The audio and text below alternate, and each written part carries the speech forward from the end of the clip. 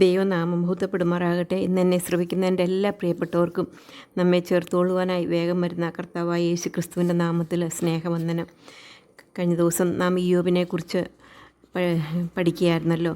നാം കണ്ടു ഇയ്യോബിനെക്കുറിച്ച് ദൈവം പറയുന്ന അഭിപ്രായം നാം കണ്ടു. ഒന്നാമതായിട്ട് ഇയ്യോബ് നിഷ്കളങ്കനും നേരുള്ളവനും ദൈവഭക്തനും അകലുന്നവനുമായിരുന്നു.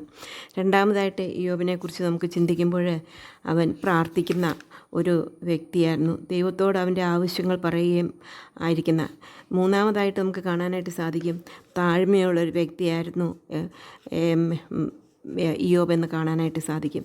നാലാമതായിട്ട് ദൈവം തൻ്റെ മക്കളെ വഴിയിൽ നടത്തുന്ന, അല്ലെങ്കിൽ ബാലൻ നടക്കേണ്ടുന്ന വഴിയിൽ അവനെ അഭ്യസിപ്പിക്കുക, അതുപോലെ ചെയ്ത ഒരു വ്യക്തിയായിരുന്നു ഇയ്യോബ് എന്ന് നമുക്ക് നാലാമതായിട്ട് കാണാനായിട്ട് സാധിക്കും.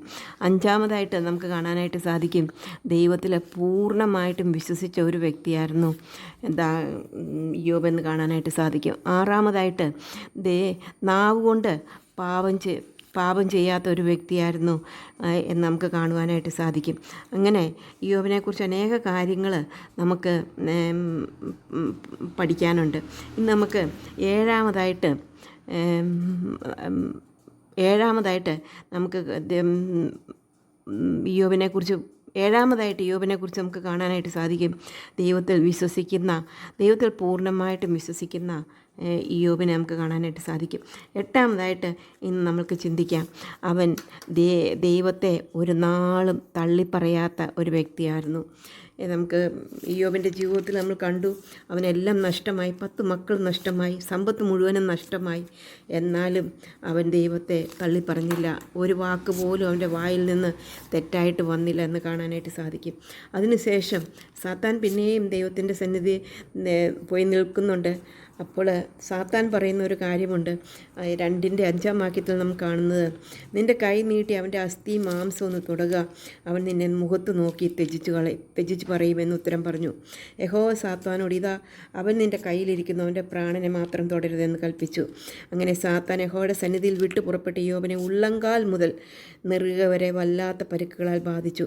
അവനൊരു ഓട്ടിൻ കഷ്ണം എടുത്ത് തന്നെത്താൻ ചുരണ്ടിക്കൊണ്ട് ചാരത്തിലിരുന്നു. അവൻ്റെ ഭാര്യ അവനോട് 8 വരെയുള്ള വാക്യത്തിൽ നമുക്ക് കാണാനായിട്ട് സാധിക്കും, ദൈവത്തെ തള്ളിപ്പറയാത്ത ഒരു ഇയ്യോബിനെ നമുക്ക് കാണുവാനായിട്ട് സാധിക്കും. എട്ടാമതായിട്ട് ഭാര്യ പോലും തള്ളിപ്പറയുന്ന ഒരു അവസ്ഥ നമുക്ക് കാണാനായിട്ട് സാധിക്കും. 9 വാക്യത്തിൽ നാം കാണുന്നത്, അവൻ്റെ ഭാര്യ അവനോട്, നീ ഇനിയും നിൻ്റെ ഭക്തി മുറുകെ പിടിച്ചുകൊണ്ടിരിക്കുന്നു, ദൈവത്തെ ത്യജിച്ചു കളഞ്ഞ് മരിച്ചു കളക. അപ്പോൾ അവൻ അവളോട്, ഒരു പൊട്ടി സംസാരിക്കുന്ന പോലെ നീ സംസാരിക്കുന്നു, നീ ദൈവത്തിൻ്റെ കയ്യിൽ നിന്ന് നന്മ കൈക്കൊള്ളുന്നു, തിന്മയും കൈക്കൊള്ളരുതോ എന്ന് പറഞ്ഞു. ഒന്നിലും ഇയ്യോബ് അധരങ്ങളാൽ പാപം ചെയ്തില്ല. നാം നേരത്തെ കണ്ടു, വാക്കുകളാൽ പാപം ചെയ്യാത്ത വ്യക്തിയായിരുന്നു എന്നുള്ളത് നമുക്ക് ഒന്നും കൂടെ ഈ വാക്യത്തിൽ നിന്ന് മനസ്സിലാക്കുവാനായിട്ട് സാധിക്കും.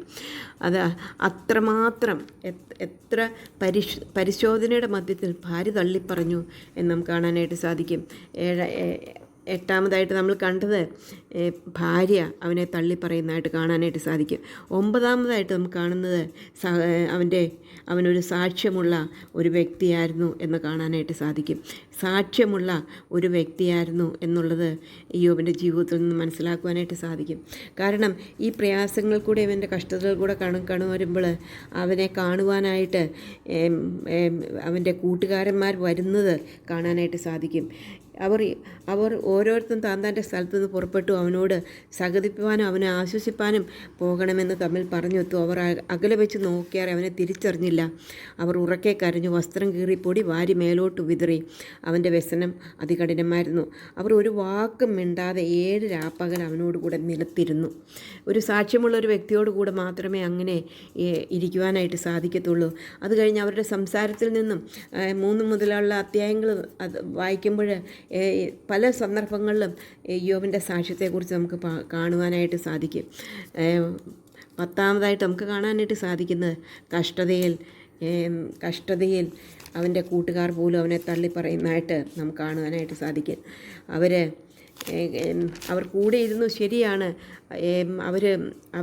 അവനോട് ആദ്യം സഹതാപമൊക്കെ കാണിച്ചു. അതിനുശേഷം അവരും അവനെ തള്ളിപ്പറയുകയാണ്. അവനോട് പറയുകയാണ്, കഷ്ടതയിൽ ഭാര്യ തള്ളിപ്പറഞ്ഞു ആദ്യം. അത് കഴിഞ്ഞതിന് ശേഷം കഷ്ടതയിൽ കൂട്ടുകാർ തള്ളിപ്പറഞ്ഞു. അവർ പറയുകയാണ്, ഓർത്ത് നോക്കുക, നിർദോഷിയായി നശിച്ചവൻ ആർ? നേരുള്ളവർ എവിടെ മുടിഞ്ഞു പോയിട്ടുള്ളൂ?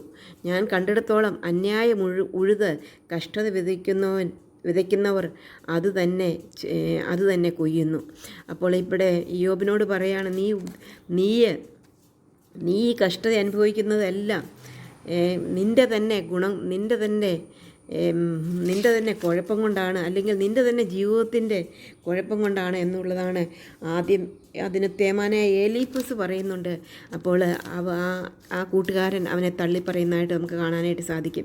അത് കഴിഞ്ഞത് പിന്നെയും അവനെ കഷ്ടത മുളയ്ക്കുന്നത് നിലത്തു നിന്നൊന്നുമല്ല, തീപ്പൊരി ഉയരെ പറക്കും പോലെ മനുഷ്യൻ കഷ്ടതയ്ക്കായി ജനിച്ചിരിക്കുന്നു. ഇങ്ങനെ അവനെ കളിയാക്കുന്ന അനുഭവത്തിലേക്കൂടെ അവർ പോകുന്നതായിട്ട് കാണാനായിട്ട് സാധിക്കും. അപ്പോൾ അവനോട് പറയുകയാണ്, നിൻ്റെ തെറ്റ് മുഖാന്തരമായിട്ട് നീ മറ്റുള്ളവരെ ഉദ്രവിച്ചത് മുഖാന്തരം നീ വലിയ പ്രസംഗമൊക്കെ പ്രസംഗിച്ചു, എന്നാൽ നിൻ്റെ ജീവിതത്തിൽ അതില്ലായിരുന്നു. അതുകൊണ്ടാണ് ദൈവം നിന്നെ ശിക്ഷിച്ചത്. ദൈവത്തെ മറക്കുന്ന എല്ലാവരുമായുള്ള പാത ഇങ്ങനെ തന്നെ, അത് അറിയാതെ പച്ചയായിരിക്കുമ്പോൾ തന്നെ മറ്റെല്ലാ പുല്ലിനും മുമ്പേ വാടിപ്പോകുന്നു.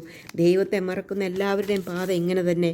വഷളൻ്റെ ആശ നശിച്ചു പോകും, അവൻ്റെ ശരണം ചിലന്തി വല പോലെ അത്രേ. അവൻ തൻ്റെ വീടിനെ ആശ്രയിക്കുക, അതൊന്നും നിലനിൽക്കുകയില്ല. അങ്ങനെയുള്ള കാര്യങ്ങൾ അവരുടെ കൂട്ടുകാരന്മാർ പോലും അവനെ തള്ളിപ്പറയുന്നതായിട്ട് നമുക്ക് മനസ്സിലാക്കുവാനായിട്ട് സാധിക്കും. അവർ ഒത്തിരി അധ്യായങ്ങളിൽ നമുക്ക് 3-4 മുതലുള്ള അധ്യായങ്ങൾ മുഴുവൻ നമ്മൾ വായിച്ചാൽ ഈ 3 ഫ്രണ്ട്സും അവൻ്റെ ഉറ്റ മിത്രങ്ങളാണ്. എന്നാൽ അവർ ആവശ്യം വേണ്ടി വന്നപ്പോൾ ഇയ്യോബിനെ തള്ളിപ്പറയുന്നതായിട്ട് കാണും. അങ്ങനെയുള്ള ഒരു അവസ്ഥയിൽ കൂടെ പോകുമ്പോഴും ഇയ്യോബ് ഒരിക്കലും ഒരു പാപം ചെയ്യുന്നതായിട്ട് നമുക്ക് കാണാനായിട്ട് സാധിക്കുന്നില്ല. ഇയ്യോബ് പറയുന്നുണ്ട്, അതിന് മറുപടി ഇയ്യോബ് പറയുന്നുണ്ട്, ദൈവസന്നിധിയിൽ ഒരു മനുഷ്യനും നീതിമാൻ ആയിരിക്കില്ല. ദൈവത്തോട് വ്യവഹരിച്ചാൽ ആരും നീതിമാൻ എന്ന് വരികയില്ല. എന്നാൽ എന്നെ സംബന്ധിച്ചിടത്തോളം എനിക്ക് പറ്റുന്നിടത്തോളം ഞാൻ എൻ്റെ ദൈവത്തിൻ്റെ ഇഷ്ടപ്രകാരം അല്ലെങ്കിൽ ദൈവഹിതപ്രകാരം ജീവിച്ചു എന്ന് അവൻ പറയുന്നുണ്ട്. അത് കഴിഞ്ഞിട്ട് അവൻ ദൈവത്തോട് തന്നെ ചോദിക്കുന്നുണ്ട്, എന്തുകൊണ്ട് അല്ലെങ്കിൽ ദൈവത്തോടൊരു വാക്കും പറയാതെ അവൻ പറയുന്നുണ്ട്, ഞാൻ ഈ കഷ്ടത എനിക്ക് വരുവാനായിട്ട് കാരണമെന്ത്? ഇവരുടെ ഈ 3 പേരുടെയും കൂടെയുള്ള അവനെയുള്ള ഞെരുക്കുന്ന ഞെരുക്കത്തിൽ ഇയ്യോബ് പോലും അവൻ്റെ ഹൃദയം ദൈവത്തിൻ്റെ സന്നിധിയിൽ കർത്താവേ എന്തുകൊണ്ട് എന്നുള്ള ആ ചോദ്യവുമായിട്ട് അവൻ തീർന്നു പോകുന്നു. അത്രമാത്രം അവനെ വേദനിപ്പിച്ചു. എന്നാൽ 13-ന്റെ 15-ാം വാക്യത്തിൽ നമ്മൾക്കൊരു ഇയ്യോബിൻ്റെ 11-ാമത്തെ കാര്യം, ഇയ്യോബിൻ്റെ അത്രയും എല്ലാവരും കളഞ്ഞിട്ടും ഇയ്യോബിൻ്റെ ചിന്താഗതി എന്താണെന്ന് നമുക്ക് മനസ്സിലാക്കും. ഞാൻ ദൈവത്തെ തന്നെ പിന്തുടരും എന്നുള്ളത് അവൻ പറയുന്നുണ്ട്. 13-ന്റെ 15-ാം വാക്യത്തിൽ പറയുന്ന, അവൻ എന്നെ കൊന്നാലും ഞാൻ അവനെ തന്നെ കാത്തിരിക്കും, ഞാൻ എൻ്റെ നടപ്പ് അവൻ്റെ മുമ്പാകെ തെളിയിക്കും, വഷളൻ അവൻ്റെ സന്നിധിയിൽ വരികയില്ല എന്നുള്ളത് തന്നെ എനിക്കൊരു രക്ഷയാകും. ദൈവത്തെ തന്നെ കാത്തിരിക്കുന്ന ഒരു ഇയ്യോബിനെ നമുക്ക് കാണാനായിട്ട് സാധിക്കും. കഷ്ടതകൾ എന്ത് വന്നാലും നമുക്ക് 21-ാം വാക്യത്തിൽ നിൻ്റെ കൈ പറയുന്നുണ്ട്, അവൻ പറയുന്നുണ്ട്, ഞാനിങ്ങനെ നശിച്ച ശേഷം, എൻ്റെ ത്വക്കിങ്ങനെ നശിച്ച ശേഷം ഞാൻ ദേഹരഹിതനായി ദൈവത്തെ കാണും. എന്നെ വീണ്ടെടുക്കുന്നവൻ ജീവിച്ചിരിക്കുന്നു എന്നും അവൻ ഒടുവിൽ പൊടിമേൽ നിൽക്കുമെന്നും ഞാൻ അറിയുന്നു. എൻ്റെ ത്വക്കിങ്ങനെ നശിച്ച ശേഷം ഞാൻ ദേഹരഹിതനായി ദൈവത്തെ കാണും. ഞാൻ തന്നെ അവനെ കാണും, അന്യനല്ല, എൻ്റെ സ്വന്തം കണ്ണ് അവനെ കാണും. എൻ്റെ അന്തരംഗം എൻ്റെ ഉള്ളിൽ ക്ഷയിച്ചിരിക്കുന്നു. ദൈവത്തെ നോക്കി എന്നെ കൊന്നാലും ഞാൻ അവനെ തന്നെ പിന്തുടരും.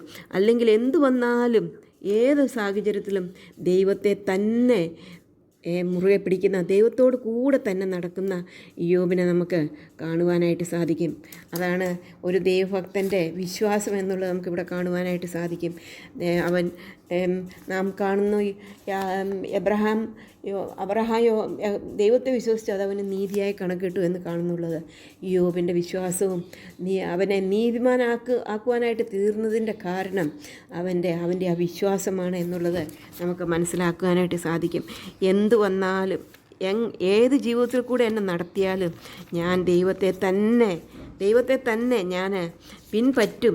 ഞാൻ വേറെ ഒന്നിനെയല്ല ഞാൻ ആശ്രയിക്കുന്നത്, എൻ്റെ ദൈവത്തെ തന്നെയാണ് ഞാൻ ആശ്രയിക്കുന്നത് എന്നുള്ളത് അവൻ്റെ ജീവിതത്തിൻ്റെ നിശ്ചയമായിരുന്നു എന്ന് നമുക്ക് കാണുവാനായിട്ട് സാധിക്കും.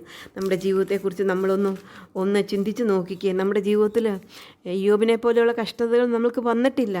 അവൻ്റെ 10 മക്കൾ നഷ്ടപ്പെടുന്നു, മൃഗസമ്പത്തും മറ്റേ അല്ലാത്ത സമ്പത്തും എല്ലാം നഷ്ടപ്പെടുന്നു. അവസാനം ദേഹം മുഴുവനും പുണ്ണായിട്ട് ഒരു ചാരത്തിലിരുന്ന് ചിരണ്ടുന്ന അവസ്ഥ. എന്നാലും പറയുകയാണ്, അവൻ എന്നെ കൊന്നാലും ഞാൻ അവനെ തന്നെ നോക്കിക്കൊണ്ടിരിക്കും, ഞാൻ അവനെ തന്നെ സേവിക്കും എന്നുള്ളത് അവൻ പറയുന്നുണ്ട്. നമുക്ക് ഹബക്കൂക്കിൻ്റെ പുസ്തകം 3-ാം അധ്യായത്തിൽ നമ്മൾ കാണാനായിട്ട് സാധിക്കും. എൻ്റെ അസ്ഥികൾക്ക് ഉരുക്കം തട്ടി, ഞാൻ നിന്ന നിലയിൽ വിറച്ചുപോയി.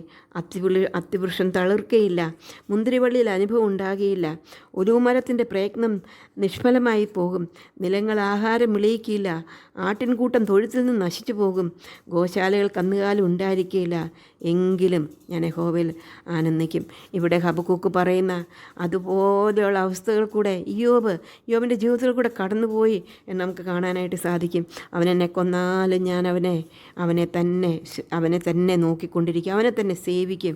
ഗോശാലകളിൽ കന്നുകാലി ഉണ്ടായിരിക്കില്ല, എങ്കിലും ഞാൻ യഹോവയിൽ ആനന്ദിക്കും. എൻ്റെ രക്ഷയുടെ ദൈവത്തിൽ ഉല്ലസിക്കും. യഹോവയായ കർത്താവിൻ്റെ ബലമാകുന്നു. അവൻ എൻ്റെ കാൽ പേടമാൻ കാൽ പോലെ ആക്കുന്നു. ഉന്നതികൾ മേൽ എന്നെ നടക്കുമാറാക്കും. ആ ഒരു ഹബക്കൂക്ക് പറഞ്ഞതുപോലെ തന്നെയുള്ളൊരു ജീവിതത്തിൻ്റെ ഉടമയായിരുന്നു ഇയ്യോബ് എന്നുള്ളത് നമുക്ക് മനസ്സിലാക്കുവാനായിട്ട് സാധിക്കും. എല്ലാം നഷ്ടമായെങ്കിലും, ഭാര്യ തള്ളിപ്പറഞ്ഞെങ്കിലും, മാത്രമല്ല കൂട്ടുകാർ വന്നവർ അവനെ കുറ്റവാളിയാക്കി തീർത്തെങ്കിലും, ഇയ്യോബ് പറയുകയാണ്, എൻ്റെ ഈ കഷ്ടതകളെല്ലാം തീരും, എന്നെ വീണ്ടെടുക്കുന്നവൻ ജീവിച്ചിരിക്കുന്നു എന്ന് ഞാൻ അറിയുന്നു.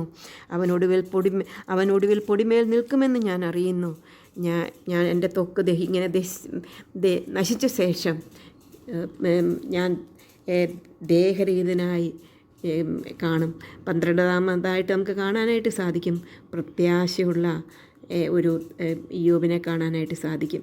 അവൻ്റെ ആശ്രയം ഈ ലോകത്തിലല്ലായിരുന്നു എന്നുള്ളത് നമുക്ക് കാണുവാനായിട്ട് സാധിക്കും. ഈ ലോകത്തിലാണ് ആശ്രയമെങ്കിൽ അവനൊരിക്കലും ഇത്രയും ധൈര്യത്തോടു കൂടെ നിൽക്കുവാനായിട്ട് സാധിക്കത്തില്ല. അവനൊരു കാര്യം അറിയാം, ഞാൻ എൻ്റെ ഈ ദേഹം ഇങ്ങനെ പോകും, ഇത് ഞാനിന്ന് എൻ്റെ ദേഹത്ത് പുണ്ണായിട്ട് ഞാനിന്ന് ഓട്ടുകഷ്ണം കൊണ്ട് ചിരണ്ടിക്കൊണ്ടിരിക്കുന്ന ഈ അവസ്ഥയിലാണ്. എന്നാലും ഞാൻ ഈ അവസ്ഥ എൻ്റെ ജീവിതത്തിൽ തീരുന്നില്ല. ഞാൻ എൻ്റെ വീണ്ടെടുക്കുന്നവൻ ജീവിച്ചിരിക്കുന്നവനാണ്. ഞാൻ ഈ ലോകം വിട്ടുപോയി കഴിഞ്ഞാലും എനിക്കൊരു നിത്യമായിട്ടുള്ള പ്രത്യാശ അവിടെ നമുക്ക് കാണാനായിട്ട് സാധിക്കും. പ്രിയ സഹോദരിമാരെ, നമ്മുടെ പ്രത്യാശ എന്തിലാണ്? ഈ ലോകത്തിലാണോ? ഈ ലോകത്തിൻ്റെ വസ്തുവിലാണോ? ധനത്തിലാണോ? മക്കളിലാണോ? സൗന്ദര്യത്തിലാണോ? ആരോഗ്യത്തിലാണോ? ഇതെല്ലാം പോയി എന്ന് വന്നേക്കാം. എന്നാൽ നമ്മുടെ പ്രത്യാശ കർത്താവായ യേശു ക്രിസ്തുവിലെങ്കിൽ, നമുക്ക് വേണ്ടി ഈ ലോകത്തിലേക്ക് വന്ന് നമുക്ക് വേണ്ടി ജീവൻ തന്ന കർത്താവായ യേശു ക്രിസ്തുവിലാണെങ്കിൽ, നമുക്കും നമ്മുടെ ജീവിതത്തിൽ പറയാനായിട്ട് സാധിക്കും, എൻ്റെ ത്വക്കിങ്ങനെ നശിച്ച ശേഷം ഞാൻ ദേഹരഹിതനായി ദൈവത്തെ കാണും. ഞാൻ തന്നെ ദൈവത്തെ കാണും. ഞാൻ തന്നെ അവനെ കാണും. അന്യനല്ല, എൻ്റെ സ്വന്തം കണ്ണ് അവനെ കാണും. എൻ്റെ അന്തരംഗം എൻ്റെ ഉള്ളിൽ ക്ഷയിച്ചിരിക്കുന്നു. എൻ്റെ ഈ ലോകത്തിലുള്ള എൻ്റെ ഇത് ക്ഷയിച്ചിരിക്കുകയാണ്. എന്നാൽ ഞാനൊരു ദിവസം എൻ്റെ കർത്താവിനെ കാണും, അവൻ്റെ പൊന്മുഖം നോക്കും എന്നുള്ളത് യോബിന് പറയാനായിട്ട് സാധിക്കും. കർത്താവായ യേശു ക്രിസ്തു വിശ്വസിച്ച് കർത്താവിനെ സ്വന്തം രക്ഷകനായിട്ട് സ്വീകരിച്ച ദൈവമക്കളായിട്ട് തീരുന്ന എല്ലാവർക്കും ഇത് പറയാനായിട്ട് സാധിക്കും. എൻ്റെ ഈ ലോകം വിട്ടുപോയി കഴിഞ്ഞാലും ഈ ലോകം അതെനിക്ക് ശാശ്വതമല്ല. ഈ ലോകം കഴിഞ്ഞിട്ട് എൻ്റെ ഈ ലോകം നശിച്ചു പോയാലും എനിക്ക് നിത്യമായിട്ടുള്ളൊരു ഒരു വാശമുണ്ട് എന്ന് ഉള്ളത് പറയാനായിട്ട് സാധിക്കും. 2 കൊരിന്ത്യർ 5:1-2 വാക്യത്തിൽ നമ്മൾ അതാണല്ലോ കാണുന്നത്. കൂടാരമായ ഞങ്ങളുടെ ഭവഭവനം അഴിഞ്ഞു പോയാൽ കൈപ്പണിയല്ലാത്ത നിത്യഭവനമായ ദൈവത്തിൻ്റെ ദാനമായൊരു കെട്ടിടം ഞങ്ങൾക്ക് സ്വർഗത്തിൽ ഉണ്ടെന്നറിയുന്നു. ഈ കൂടാരത്തിൽ ഞെരങ്ങിക്കൊണ്ട് ഞങ്ങൾ നഗ്നരായിട്ടല്ല ഉടുപ്പുള്ളവരായിരിക്കുന്നുവെങ്കിൽ സ്വർഗീയമായ ഞങ്ങളുടെ പാർപ്പിടം അതിന് മീതെ ധരിപ്പാൻ വാഞ്ചിക്കുന്നു. ഉരുവാനല്ല മർത്യമായത് ജീവനാൽ നീങ്ങിപ്പോകേണ്ടതിന് മീതെ ഉടുപ്പാൻ ഇച്ഛിക്കാൽ ഞങ്ങൾ ഈ കൂടാരത്തിലിരിക്കുന്നിടത്തോളം ഭാരപ്പെട്ട് ഞെരുങ്ങുന്നു. അതിനായി ഞങ്ങളെ ഒരുക്കിയത് ആത്മാവിനെ അച്ചാരമായി തന്നിരിക്കുന്ന ദൈവം തന്നെ. അതേ, നമ്മൾക്ക് ആ പ്രത്യാശയോടുകൂടി ഈ ലോകത്തിൽ ജീവിപ്പാനായിട്ട് കർത്താവ് നമ്മളെ സഹായിക്കട്ടെ. അവൻ്റെ വലിയ നാമം മഹത്വപ്പെടുമാറാകട്ടെ.